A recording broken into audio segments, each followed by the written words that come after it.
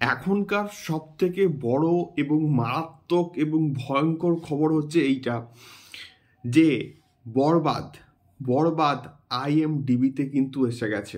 বরবাদ আইএমডিবিতে রাজত্ব করতে কিন্তু জাস্ট এসে গেছে এবং রাজত্ব করবে এবং ভয়ঙ্কর লেভেলে কিন্তু রেকর্ডও করবে। সো হ্যালো গাইজ, আমি Deep and welcome back to my channel Deep exclusive. So এখন আমি এই ভিডিওর মধ্যে বরবাদকে নিয়ে কথা বলবো এবং বরবাদকে নিয়ে কয়েকটা ইন্টারেস্টিং আপডেট কিন্তু সামনে এসছে। তো সেই আপডেটগুলো তোমাদের সঙ্গে শেয়ার করব। তো ভিডিওটা প্রচণ্ড কিন্তু ইন্টারেস্টিং হবে, প্লিজ একদম শেষ অবধি তোমরা দেখো এবং নতুন হলে অবশ্যই কিন্তু সাবস্ক্রাইব করে আমাদের সঙ্গে থাকো।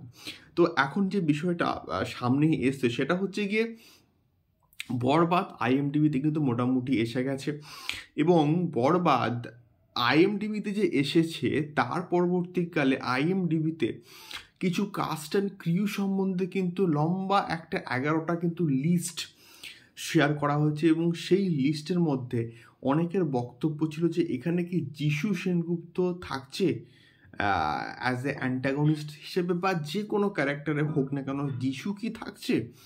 তার উত্তর কোথাও গিয়ে আইএমডিবি কিন্তু আমাদেরকে দিচ্ছে।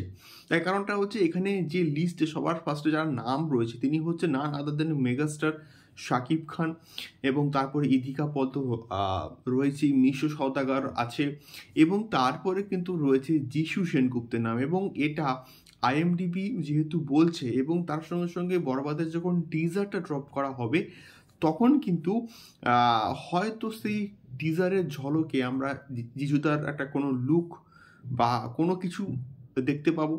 এটা যদি হয় তাহলে পুরোপুরি 100% আমরা কনফার্ম কিন্তু বলতেই পারি যে হ্যাঁ, বরবাদে যিশুদা থাকতে চলেছে।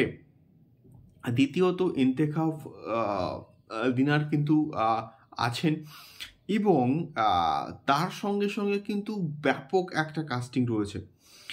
তো দেখা যাক, let's see, hope for the best. এবং মেহেদি হাসান হৃদয় শাকিব খানকে কিভাবে প্রেজেন্ট করেছেন তার বরবাদ সিনেমাতে, এটাই কিন্তু বেসিক্যালি দেখার মতন বিষয়পত্র হবে। এবং দেখা যাক তোমাদের কি মনে হয় বরবাদের টিজারটা কবে আসছে, অবশ্যই কমেন্ট বক্সে কমেন্ট করে শেয়ার করো। দেখা হচ্ছে পরবর্তী ভিডিওতে। টাটা।